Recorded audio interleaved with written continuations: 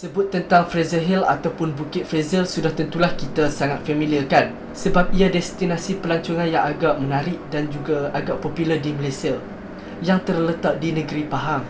Banglo-banglo di Bukit Fraser bercirikan seni bina Inggeris. Dikatakan bagi mengubat rindu pegawai-pegawai Inggeris akan suasana kampung mereka. Dan cuaca dingin pula dikatakan hampir sama dengan cuaca musim bunga di negara mereka. Di sebalik destinasi yang menarik, ada kisah misteri yang sampai sekarang belum terungkai. Kisah misteri kehilangan Louis James Fraser, iaitu pengasas Bukit Fraser. Beliau merupakan perintis yang berasal dari Scotland. Beliau mewujudkan pusat pelombongan biji timah pada era 1890-an. Nama Bukit Fraser bersempena nama beliau kerana keterlibatan beliau dalam membangunkan kawasan itu.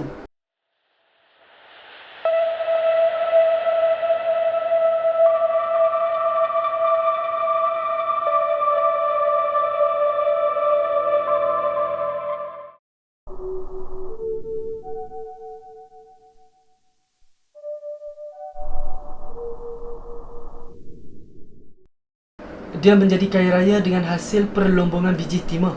Sebelum perlombongan biji timah tu jatuh, Fraser ni dikatakan tiba-tiba hilang tanpa jejak. Beliau dikatakan hanya bersiasat di kawasan rumah dia sebelum dilaporkan hilang oleh pekerja lombong, dan jasadnya sampai sekarang tidak ditemui. Inilah yang menjadi misteri sehingga sekarang. Selepas beberapa tahun kehilangan Fraser ni, hasil galian biji timah dikatakan merosot pada tahun 1913, menyebabkan lama-kelamaan pekerja pun tinggallah tempat tu, dan tidak ada seorang pun yang tahu apa yang berlaku kepada Fraser ni. Menjadi persoalan, jika dia mati, di manakah jasadnya?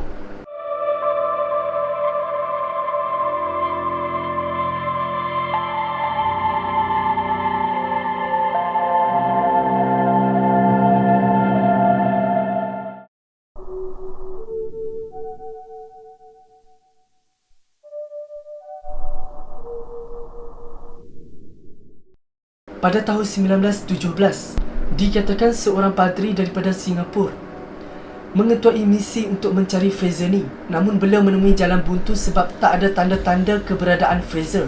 Dalam misi pencarian Fraser, walaupun Fraser ni tidak ditemui, padri ni mendapati kawasan tu mempunyai suhu yang dingin dan sesuai dijadikan tempat istirahat. So dari situlah akses pembukaan jalan, dan secara rasmi pada 1922 kawasan itu dibuka untuk pelawat, dan tanah tinggi itu dinamakan bersempena nama Fraser. Jadi itulah asal usul Fraser Hill ataupun Bukit Fraser. Bagaimanapun tanah tinggi itu dibuka tanpa penemuan Fraser.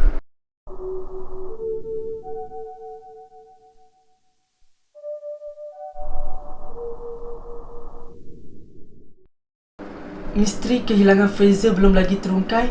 Berlaku pula satu peristiwa penting di kawasan ini. Peristiwa pembunuhan pesuruhjaya British di Tanah Melayu, Sir Henry Gurney, dalam satu serang hendap. Beliau dikatakan dibunuh dalam perjalanannya untuk ke salah sebuah banglo Bukit Fraser. Pembunuhan itu berlaku pada zaman darurat, iaitu tahun 1951, dan ianya dilakukan oleh pengganas komunis.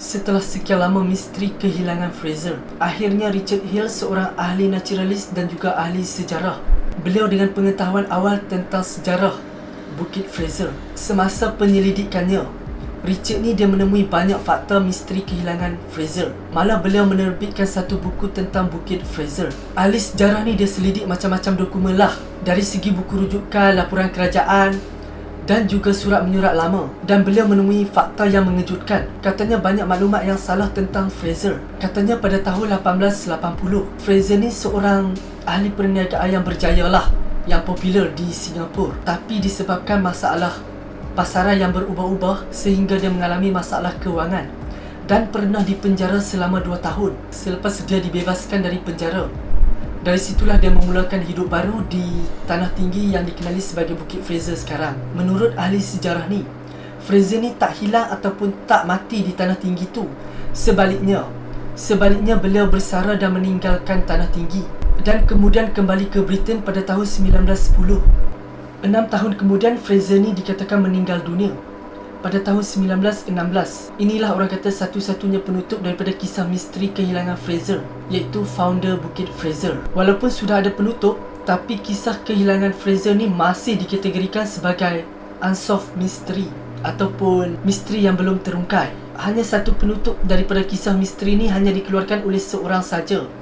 Itu pun bukan dari orang Malaysia. Bagaimanapun akhirnya adalah penutup daripada misteri kehilangan Fraser yang sudah sekian lama menjadi misteri dan menjadi tanda tanya. Setakat itu saja untuk video kali ini, dan jika anda suka bolehlah subscribe.